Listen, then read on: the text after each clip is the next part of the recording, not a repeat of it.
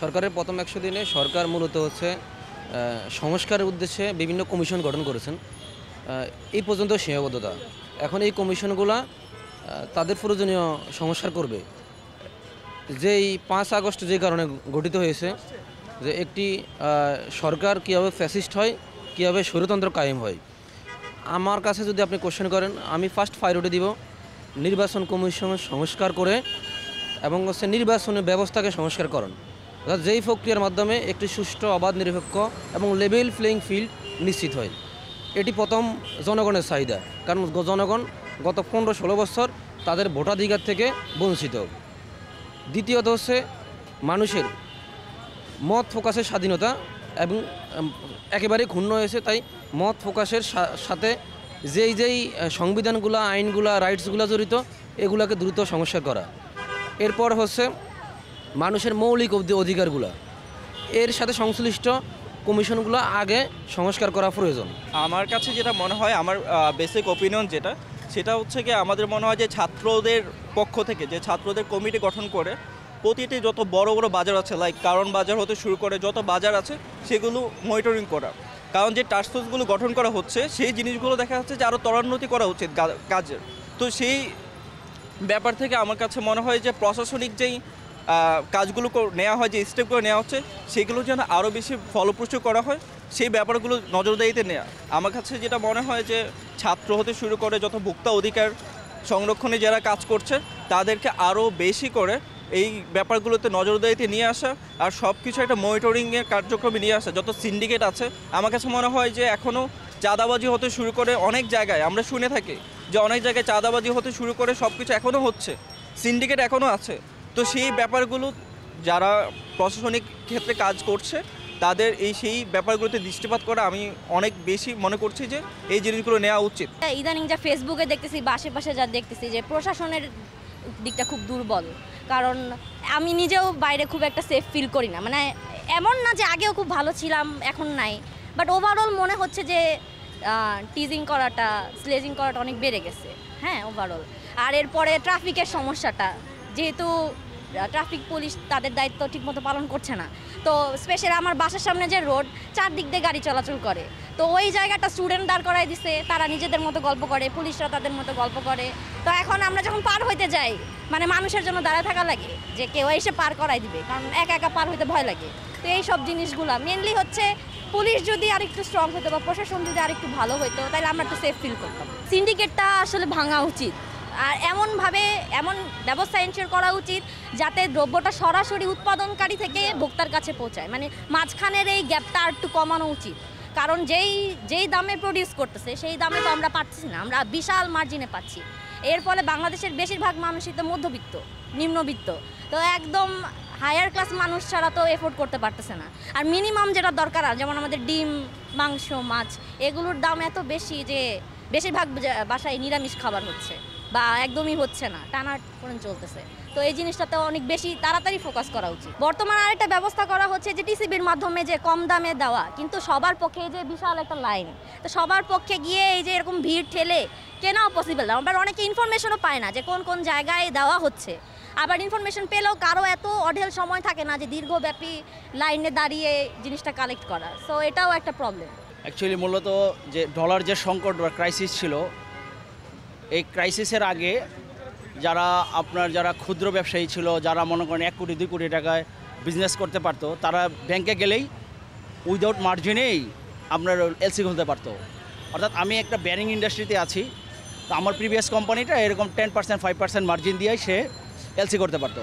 যখন ডলারের সংকট শুরু হয়ে গেল এবং পরবর্তীতে যখন এই সাবেক সরকারের যখন পতন হওয়ার পর থেকে এই বর্তমান যে এই গভর্নমেন্ট কিন্তু এখনও এটার দিকে সেইভাবে নজর দিচ্ছে না।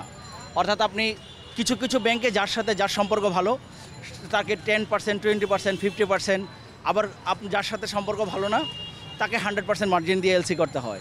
তা আমি চেষ্টা বলবো যে এই বর্তমান যে সরকার আছে, সে যেহেতু উপদেষ্টারা যারা আছেন এখন ভালো উপদেষ্টারাও জয়েন করেছেন, আমি বলবো যে আমরা যারা সাধারণ জনগণ, আমরা যেন এই এলসিটা যেন আমরা ঠিকমতো করতে পারি। অর্থাৎ হলো যদি 5% বা 10% মার্জিন নিয়েও যদি এলসি করা যায়, এবং এই এলসিগুলো জন্য তাড়াতাড়ি আসার পরেও তাহলে আমি মনে করি দ্রব্যমূল্য কিছুটা হলেও অনেকটা নিয়ন্ত্রণ হবে। না হলে কিন্তু ওই আপনার এই দ্রব্যমূল্যটা আবার ঊর্ধ্বগতি হবে। অর্থাৎ এলসিগুলোকে করার জন্য শিথিল করতে হবে, অর্থাৎ হলো উইদাউট মার্জিন ছাড়াও যদি ব্যাংক যদি এগুলো কোনো যদি ব্যবস্থা করতে পারে তাহলে আমি মনে করি যে ব্যবসায়ীরা আরও উপকৃত হবে। সরকার যে এসেছে এটা তো আসলে পরিকল্পিতভাবে মানে আসতো যদি ধরেন একটা ইলেকশনের মাধ্যমে অথবা নির্বাচনের মাধ্যমে যদি আসতো সেক্ষেত্রে পরিকল্পিতভাবে পরিকল্পনাগুলো সাজানো যেত। তো যেহেতু এখন মানে একটা মানে অভ্যর্থনের মাধ্যমে আমাদের সরকারটা গঠিত হয়েছে, তো আমার মনে হয় যে এই সরকারকে যদি আরও সময় দেওয়া যায়, মানে এখানে তো ইমপ্রুভমেন্টের আরও অনেক জায়গায় আছে, যেখানে গত 15 বছর ধরে একটা সরকার ছিল। তো এখন যে সরকারটা এসেছে তো ওনারা তো মাত্র 100 দিন পার করলো গতকালকে সম্ভবত। তো 100 দিনে আমরা আসলে একদম মানে খুব ভালো একটা মানে সমাধান পেয়ে যাব, অথবা দেশে একদম উন্নত হয়ে যাবে, অথবা ডেভেলপমেন্ট হয়ে মানে মোটামুটি অনেক ডেভেলপমেন্ট হবে ওরকম না। তো ওই জিনিসটার জন্য সরকারকে সময় দিতে হবে। অনেকগুলো খাতে আসলে ডেভেলপমেন্টের দরকার আছে, হয়তো সরকারের যারা সমন্বয়করা আছে ওরা বর্তমানে এগুলো নিয়ে ভালোই কাজ করছে। তো আশা করছি এই সরকারকে যদি সময় দেওয়া যায় মানে আরও অনেক কিছু মানে ডেভেলপমেন্টের ওয়ে আছে। তারপর মানে আর একটা সুষ্ঠু নির্বাচনের জন্য মানে আসলে এই সরকারকে একটু সময় দিয়ে মানে আর যে দলগুলো আছে ওইগুলোকেও মানে যদি গুছিয়ে আনা যায় তাহলে দেশের জন্য আমাদের জগতের জন্য মঙ্গল হবে। আসলে সর্বপ্রথম যেটা প্রয়োজন সেটা হচ্ছে আইন শৃঙ্খলা পরিস্থিতিটা আসলে নিয়ন্ত্রণে আনতে হবে।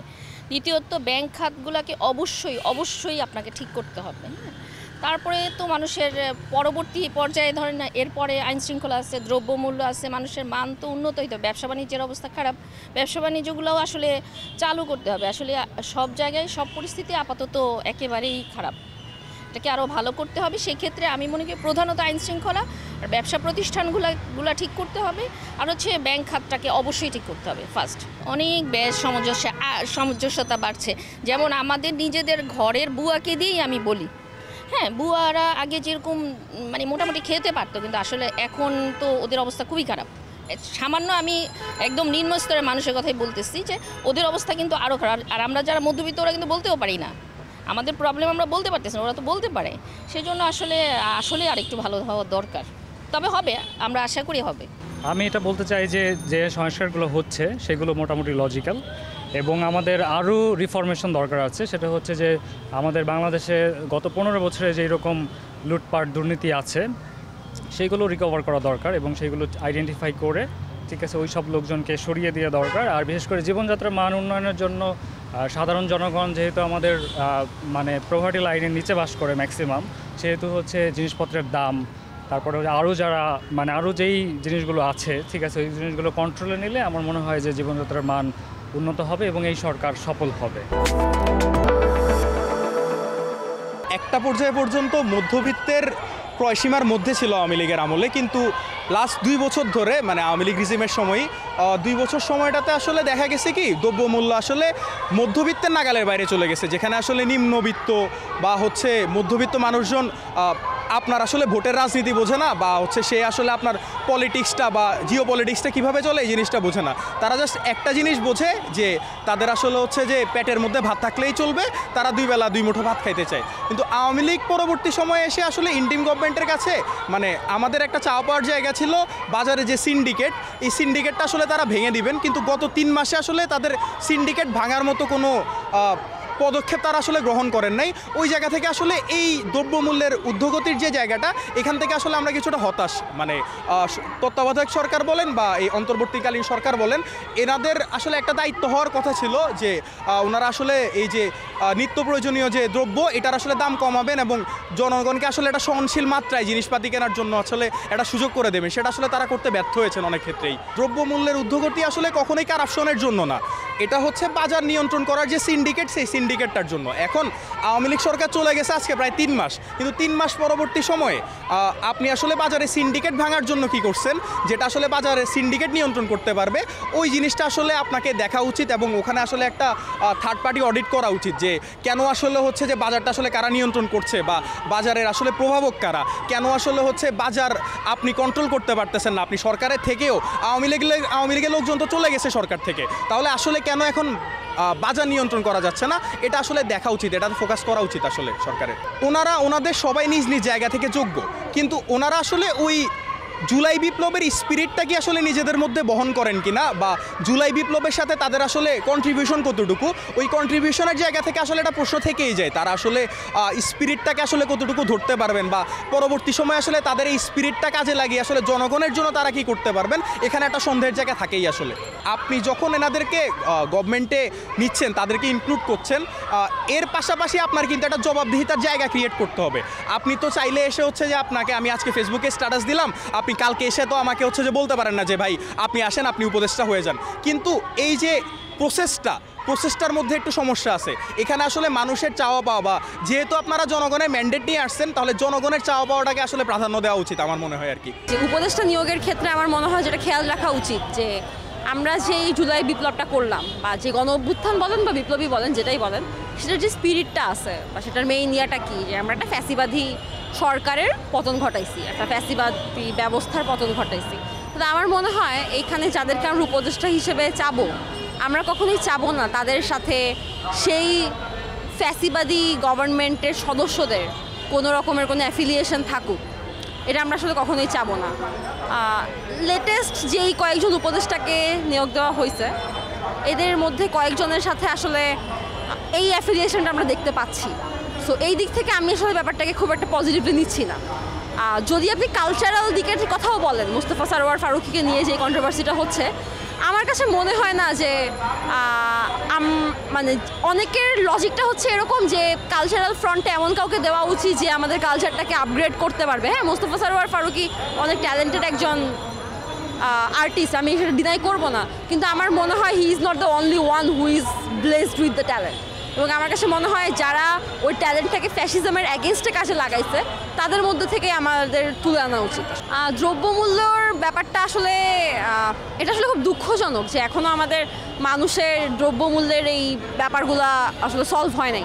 কারণ আমরা যারা একটু মিডল ক্লাস আছি, বা আমরা যারা পড়ালেখা করছি, বা আমরা যারা মোটামুটি social media all of the world connected, আমাদের কাছে কালচার এটা সেটা অনেক ইম্পর্টেন্ট জিনিস। কিন্তু আমাদের দেশের মেজরিটি মানুষের কাছে এই জিনিসটা থেকেও আমি কখনোই বলবো না কালচার ইম্পর্টেন্ট জিনিস না। কালচার অবভিয়াসলি একটা ইম্পর্টেন্ট জিনিস, এবং আমাদের কালচারের উপরে অন্যান্য বিভিন্ন কালচার যেভাবে চাপাই দেওয়ার চেষ্টা করা হইতেছে, এটার যে একটা আগ্রাসী রূপ, সেটাকে প্রতিরোধ করা উচিত বলেই আমি মনে করি। সেটা আপনি যেই ফর্মেই চাপাই দিতে চান না কেন, মেয়েদের সাথে যে হ্যারাসমেন্টের ঘটনাগুলো ঘটতেছে, মেয়েদেরকে তাদের ড্রেস আপ নিয়ে কল করা, ক্যাট কলিং করা, এই ধরনের জিনিসগুলা, বা ক্যাম্পাসে কয়েকদিন পর পরে জঙ্গি সংগঠন হিজবুত তাহরির মিছিল দেওয়া, এই ধরনের জিনিসগুলোকে প্রতিরোধ করা অত্যন্ত গুরুত্বপূর্ণ। কিন্তু আমার কাছে মনে হয় যে এটার সাথে সাথে আরেকটা জিনিসও যেটা খুবই গুরুত্বপূর্ণ, যেটার দিকে আসলে আমরা কেউ নজর দিচ্ছি না, সেটা হচ্ছে আমাদের দ্রব্যমূল্য ঊর্ধ্বগতি যেটা। এবং এইটাই আমার সাধারণ মানুষের কাছে এই জিনিসটাই আসলে কালচারের থেকেও বেশি গুরুত্বপূর্ণ, এবং এই প্রত্যাশাটা যে আমাদের এখনও পূরণ হয় নাই, সেটা আসলে দুঃখজনক। সাগর রক্তের বিনিময়ে আমরা যে একটা নতুন অবস্থা পেলাম, নতুন মুক্ত অবস্থা পেলাম, সেই জায়গায় এসে এই মুহূর্তে 3 মাস পরে যেভাবে যে প্রক্রিয়া নিয়োগ দেওয়া হলো, সেই প্রক্রিয়াটা খুবই অস্পষ্ট। এটা ছাত্র জনতা জানে না। এই আন্দোলনের যারা স্টেক হোল্ডার, যারা রাস্তায় অকাতরে জীবন দিছে, যারা গুলি খেয়ে পঙ্গুত্ব বরণ করছে, অন্ধ হয়েছে, এরকম 20-22 হাজার মানুষ যারা সারা জীবনের নামে পঙ্গুত্ব বরণ করছে, আমাদের প্রায় 2000 শহীদ। এই যে এত বড় একটা ঘটনার পরে হুট করে 3 জন উপদেষ্টা নিয়োগ দেওয়া হলো, কাদের কথায়, কাদের পরামর্শে, কিসের ভিত্তিতে নিয়োগ দেওয়া হলো আমরা জানি না। সেই সাথে এইখানে যে মোস্তফা সরোয়ার ফারুকী এবং শেখ বশিরউদ্দিন, যে 2 জনকে উপদেষ্টা নিয়োগ দেওয়া হয়েছে, তারা তো ফ্যাসিবাদের দোসর। এইখানে মোস্তফা সরোয়ার ফারুকী তো সারা জীবন ফ্যাসিবাদের দোসরগিরি করছে। তো সেই জায়গায় এসে হুট করে উনি একটা, আমরা শুনতেছি এটা কান কথা, যে উনি প্রফেসর ইউনূসের কাছে একটা প্রপোজাল নিয়ে গেছে, প্রপোজাল ভালো মনে হয়েছে এবং এই জন্য তাকে উপদেষ্টা হওয়ার প্রপোজাল দেওয়া হয়েছে। তো এটা তো আসলে খুবই দুঃখজনক। এখন দেখেন, বাংলাদেশে আওয়ামী সরকারের আমলে, এই ফ্যাসিবাদের আমলে মানুষের পুরা দ্রব্যমূল্যের যে ঊর্ধ্বগতির যে অবস্থা গেছিলো, সেই জায়গায় মানুষের পুরো নাবিশ্বাস উঠে গেছিলো। মানুষজন রাস্তায় নেমে আসবে শুধু একটা উপলক্ষ খুঁজতেছিল। তো ছাত্র জনতার আমাদের যে বৈষম্য বিরোধী আন্দোলন, সেটা একটা উপলক্ষ হিসেবে কাজ করছে। আমরা এটা শুরু করছি, কিন্তু এইটা শেষ করছে, এটা সাকসেস করছে দেশের সব মানুষ, সকল শ্রেণীর, সকল পেশার মানুষজন, বিশেষ করে খেটে খাওয়া, সেই রিক্সা শ্রমিক থেকে শুরু করে, গার্মেন্টস শ্রমিক থেকে শুরু করে সাধারণ মানুষজন যারা অকাতরে জীবন দিছে। তো এই জিনিসটা অ্যাকচুয়ালি তখন হয়েছিল কারণ বিশাল সিন্ডিকেট কাজ করছিল এর পিছনে। কিন্তু এই সরকারের বড় ব্যর্থতা হচ্ছে সেই সিন্ডিকেটকে এখনও তারা ভাঙতে পারে নাই। এখন সিন্ডিকেট ভাঙ্গা হচ্ছে সময়ের দাবি, এবং এই সিন্ডিকেট ভাঙ্গার জন্য যে পলিটিক্যাল ফোর্স, যে গভর্নমেন্টের অ্যাকশন দরকার, তার কোনো কিছু এই সরকারের মধ্যে নাই। তাদের হচ্ছে আইন শৃঙ্খলা রক্ষাকারী বাহিনী ঠিক অবস্থায় কোনো কাজ করতেছে না, রাস্তাঘাটে ছিনতাই হয়, এবং তারা বিভিন্ন বড় পলিটিক্যাল ফোর্স যারা সারা জীবন বা লাস্ট 15 বছর ধরে ফ্যাসিবাদের বিপক্ষে লড়ে আসছিল তাদেরকেও মাইনাস করে দেওয়ার পরিকল্পনা করছে। এর ফলে এই সরকার আসলে মানে শক্তির দিক থেকে শূন্য হয়ে পড়তেছে। এই জন্য আমি মনে করি যে সিন্ডিকেট ভাঙতে পারতেছে না, এবং মানুষের যে দ্রব্যমূল্যের যে ঊর্ধ্বগতি সেটাও থামানো যাচ্ছে না। এর ফলে মানুষের দীর্ঘশ্বাস নাবিশ্বাস শুধু বাড়ছেই। গত সরকারের করাপশন বা আমরা যদি বলি দ্রব্যমূল্যের ঊর্ধ্বগতি, এত সব মিসম্যানেজমেন্ট, এইসবের মেন কারণ হচ্ছে গত সরকার আসলে রাষ্ট্র ব্যবস্থাকে ভেঙে দিছিল। এইখানে রাষ্ট্র কিসের উপর দাঁড়ায় থাকে? রাষ্ট্র কিছু বেসিক ইনস্টিটিউশনের উপর দাঁড়ায় থাকে, কিছু প্রতিষ্ঠানের উপর দাঁড়ায় থাকে। আপনার রাষ্ট্র দাঁড়ানোর জন্য কিছু স্বচ্ছ, স্বাধীন এবং শক্তিশালী প্রতিষ্ঠান দরকার। সেটা বিচার বিভাগ বলেন, আইন বিভাগ বলেন, শাসন বিভাগ বলেন। কিন্তু বিগত ফ্যাসিবাদের সরকার সবগুলো প্রতিষ্ঠানকে ধ্বংস করে দিছে। তার ফলে আমাদের আসলে কোনো কিছু এখানে ফাংশন করে না, সব কিছু মেল ফাংশনিং। তো এই জায়গা থেকে প্রতিকারের উপায় হচ্ছে আমাদের এই রাষ্ট্রকে, এই রাষ্ট্রের প্রতিষ্ঠানকে দাঁড় করাতে হবে। রাষ্ট্রের প্রতিষ্ঠানকে স্বচ্ছ, স্বাধীন এবং শক্তিশালী প্রতিষ্ঠান হিসাবে দাঁড় করাতে হবে। তাহলে আমরা আস্তে আস্তে মুক্তি পাবো। এখন দেখেন, একজন অবিচারের শিকার হলো, কোনো কারণে একজন কোনো কারণ ছাড়া ভিকটিম হলো, সে কিন্তু কোনো জায়গা নাই তার যাওয়ার, তার কিন্তু কোনো শেষ আশ্রয় নাই। তার শেষ আশ্রয় কি হতো? বিচার বিভাগ। কিন্তু আমাদের বিচার বিভাগ বলতে কিছু নাই। বিচার বিভাগ একটা মেরুদণ্ডহীন কপট একটা প্রতিষ্ঠানে পরিণত হয়েছে। সো আমাদের প্রত্যেকটা প্রতিষ্ঠান আস্তে আস্তে ইনফ্রাস্ট্রাকচার বিল্ড করতে হবে এবং প্রতিষ্ঠানকে স্বচ্ছ, স্বাধীন এবং শক্তিশালী করতে হবে। তাহলে আস্তে আস্তে আমরা করাপশন থেকে মুক্তি পাবো। দেশ সংস্কার করার ক্ষেত্রে আমি মনে করব যে জনগণের উপর ফোকাস দেওয়া উচিত বেশি। কারণ হচ্ছে ছাত্র আন্দোলনের পরে অনেক আমরা দেখতে পেয়েছি যে অনেক ক্ষেত্রে দেখা যায় যে ছাত্রদের হচ্ছে অহংকার অনেক ক্ষেত্রে বেড়ে যায় আর কি। সো আই থিঙ্ক যে ছাত্রদের পড়াশোনা করা উচিত, অ্যান্ড অবশ্যই রাজনৈতিক বিষয়ে মানে এবং অনেক ক্ষেত্রে দেখা যায় যে আমাদের ছাত্র রাজনীতি অনেক হচ্ছে বিভিন্ন ইউনিভার্সিটির ক্যাম্পাসে, স্কুল কলেজের ক্যাম্পাসে। এই ছাত্র রাজনীতি হচ্ছে সরানোতে হচ্ছে সরকারের অ্যাকচুয়ালি স্টেপস নেওয়া উচিত। কারণ ছাত্র রাজনীতির কারণে আসলে মানুষ এমন কিছু সুবিধা পাচ্ছে যেটা আসলে তার পাওয়া উচিত না। ভার্সিটি আমাদের ভার্সিটির মেন ইয়াস হচ্ছে ছাত্র রাজনীতি মুক্ত থাকে, কিন্তু এখন আপনার ছাত্রলীগ চলে গেছে, ছাত্রলীগ ব্যান হয়ে গেছে, কিন্তু এখন ছাত্রলীগ চলে আসছে, জামাত শিবির চলে আসছে, সেই আগের মতোই হচ্ছে।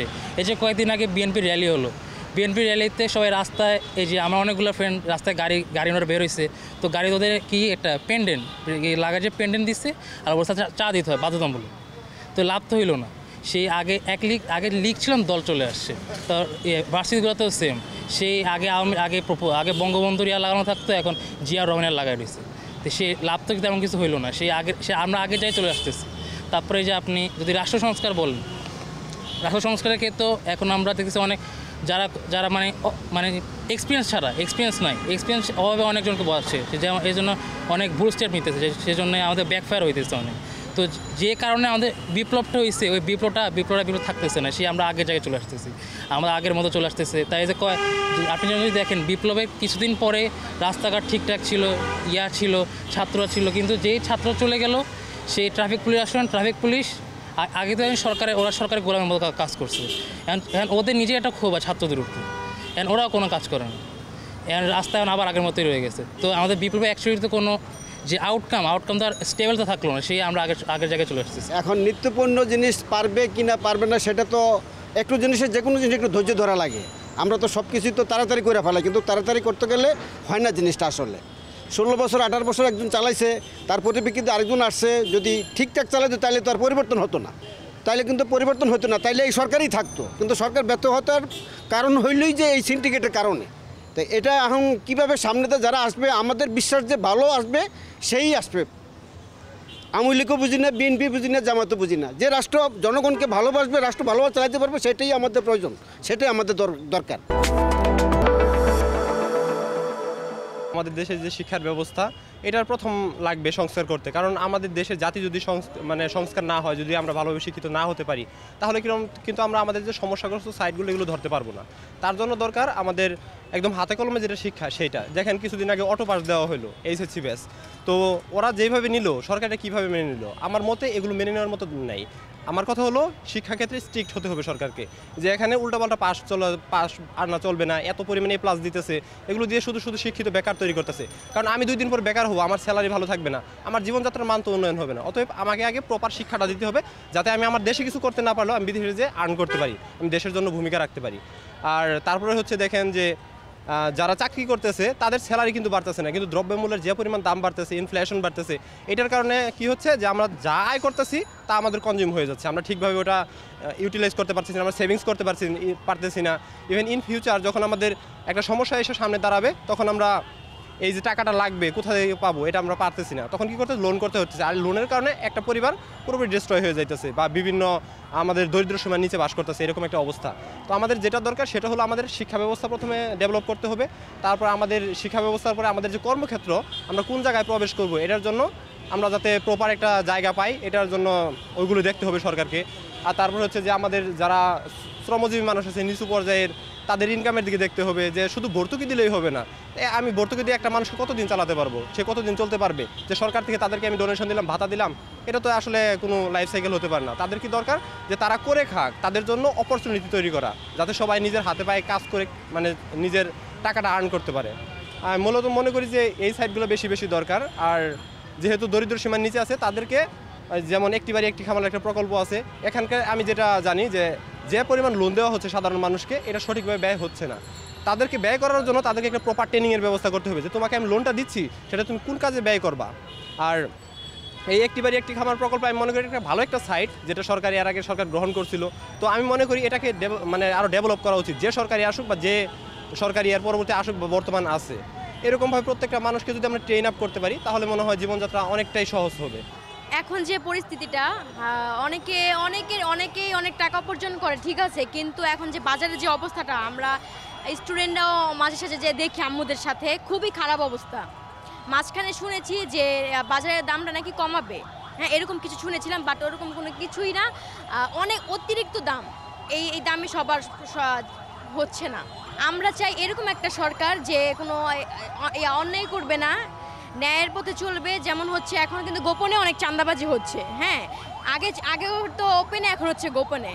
তো এটা আমরা একদমই চাই না, এটা টোটালি যেন বন্ধ হয়ে যায় এরকম চাই। আর হচ্ছে বাজারের খুবই দাম, সাধারণ মানুষ চলতেই পারছে না। সাধারণ ভাই, আমরাই সাধারণ, সবাই যে কোটিপতি এরকম কিন্তু কিছুই না, সবাই কিন্তু সাধারণ। এখন দেশের অবস্থা কিন্তু খুবই খারাপ, আমরা এটা একদমই চাই না। আমরা চাই বাজার করেই তো মানুষ খাবে না, ওইটাই যদি এত দাম হয় তাহলে কীভাবে হবে? চাল ডাল আলু পেঁয়াজ অতিরিক্ত দাম। এখন যে মানুষ একটা ডিম কিনে খাবে ওইটারও কোনো নেই, ডিমেরও অনেক দাম। ফার্স্ট মানে আমার কাছে যেটা মনে হয় আর কি, এখনও আর কি নির্বাচনের সময় হয় নাই। কারণ হচ্ছে গত 16 বছরে হচ্ছে বাংলাদেশের বিশেষ করে প্রশাসনিক যেসব কাঠামো, ওইগুলোতে যেসব মানে প্রবলেম ক্রিয়েট হয়েছে বা এখনও ওই সব প্রবলেমগুলো আছে। সো আমার কাছে মনে হয় যে এই সরকারের মানে অন্তত 6 মাস বা 1 বছর বা যতদিন লাগে আর কি সংস্কার করতে, এরপর আর কি নির্বাচন দেওয়া উচিত। এখন হচ্ছে আপনার রাজনৈতিক যেসব দলগুলো আর কি যারা নির্বাচনের জন্য বলতেছে আর কি, ওরা তো হচ্ছে ওদের পার্সপেক্টিভ থেকে বলতেছে যে ওদের জন্য, বাট আমরা বাংলাদেশের নাগরিক হিসেবে আমাদের কাছে মনে হচ্ছে যে মানে একদম যেটা ক্লিয়ার আর কি, যে হচ্ছে 16 বছরে যেসব ম্যাসাকার হয়েছে ওইটা আর কি 100 দিন বা 200 দিনে আর কি এটা কোনোভাবেই ঠিক করা সম্ভব না। তো এই সরকারের উচিত হচ্ছে প্রশাসনিক প্লাস হচ্ছে নির্বাচন প্লাস হচ্ছে নির্বাচন কমিশন, সংবিধান সব কিছু প্রপারলি সর্ট আউট করে দেন হচ্ছে নির্বাচন দেয়। এখন যদি 3 বছর সময় লাগে, 2 বছর লাগুক, যত বছরই লাগুক, আমার কাছে মনে হয় যে একদম সব কিছু প্রপারলি ঠিক করে তারপরে সংস্কার করে তারপর আর কি নির্বাচনটা দেওয়া উচিত। আমার মনে হচ্ছে না এখনও মানে ওরকম পুরোপুরি সংস্কার কাজ শুরু হয়েছে। যেমন যদি বলি, আমাদের দেশের এখনও বাজারের যে অবস্থাটা, দ্রব্যমূল্য এখনও অনেক হারে মানে বেড়ে আছে। তো এগুলা কমানোর জন্য যে সব পদক্ষেপ গ্রহণ করা দরকার ছিল সেগুলো এখনও গ্রহণ করা হয়নি। এছাড়াও আরও বিভিন্ন দিক যদি তুলে ধরি, এখন বর্তমানে অনেক বিষয় আন্দোলন হচ্ছে, মানে অনেক ব্যাপারই আর কি অনেক আন্দোলন হচ্ছে। এগুলো মানে সংশোধন করার জন্য যে পদক্ষেপগুলো গ্রহণ করা দরকার সেগুলো এখনও পরিপূর্ণভাবে গ্রহণ করা হচ্ছে না। আইন শৃঙ্খলার দিক থেকেও এখন পর্যন্ত ঠিক তেমন একটা উন্নতি দেখছি না। এখনও যেই সন্ত্রাসবাদ, তারপর হচ্ছে ডাকাতি, ছিনতাই, চুরি, এগুলো এখন আগের মতোই আছে। এছাড়াও ট্রাফিকের যে কাজগুলো হচ্ছে সেগুলোও এখনও মানে সঠিকভাবে হচ্ছে না। তো এই সব দিকেও হয়তো উন্নত করা দরকার আরও। এই সরকার যে কাজ করতে পারবে, আজকে সকালে আমি বাজারে গেছি, 3টা ঘুরি মারছি, একটা লাউ 120 টাকা। এখন শীতের ভিতরে একটা লাউ উঠতে গেলে 30 টাকা থাকতে পারে। কিন্তু আমার যেটা মনে হয়, বর্তমানে এই ক্যাটাগরির সরকার দেশ নিয়ন্ত্রণ করতে পারতেছে না। তারা কিছুই করতে পারতেছে, দেশ যেভাবে সেইভাবে চলতে আছে। কিন্তু এই সরকারের কাছে এটা আশা করি নাই আমরা, যে একটা স্বৈরাচার সরকার চলে গেছে, সে তারে সবাই সমর্থ দিয়ে তারে বানানো হয়েছে, কিন্তু সে এটা কোনো উদ্যোগ নিচ্ছে শুনি, কানে শুনি, কিন্তু পরিকল্পনা দেখতে আসছি না আমরা সাধারণ জনগণ ব্যবসা বাণিজ্য নিয়ে এখন খুব টাফে আছি, তাও মোটামুটি আর কি। কিন্তু আপনার বাজারে গেলে বাজারের ইতে গেলে আপনার আউলে যায় আমরা আর কি, কেনাকাটা করতে পারতেছেন ঠিক মতন। যে জিনিসটা আপনার আলু 75 টাকা কেজি, যে আলু 20 টাকা 25 টাকা এখন বর্তমানে বাজার থাকা উচিত। আসলে 5ই জানুয়ারির পরের থেকে যেভাবে মনে করেন ডক্টর ইউনূস ক্ষমতায় আসছে, জনগণে নিয়ে আসছে ওনাকে, উনি নিজে আসেনি। তবে উনি যেইভাবে সংস্কার করতেছে এবং করবে, সেটার মধ্যে মনে করেন ওনাকে বললেই শেষ হবে না, সময় দিতে হবে, লং টাইম সময় দিতে হবে। যেহেতু 16 বছরের একটা ঘটনা, 16 বছরের সরকার, ফ্যাসিস্ট সরকার, সেই অনুপাতে মনে করেন ওনারে সময় দিতে হবে, দেশ গড়ার জন্য ওনাকে সুযোগ দিতে হবে। সুযোগ না দিয়ে তো মনে করেন যে ওনাকে ফুট করে মনে করেন নির্বাচনের তফসিল ঘোষণা করা হবে না, তাহলে তো মনে করেন দেশ উন্নত হবে না, সৌন্দর্য হবে না। ওনাকে যেইভাবে সুন্দর করার মতন, যেইভাবে ওনাকে বসাইছেন সুন্দর করার মতন, সেইভাবে সুন্দর করার সুযোগ দেন, এটাই মূল মেসেজ। সে তো পালাবে, সে তো চোর, সে চুরি করেছে না, সে তো পালাবে।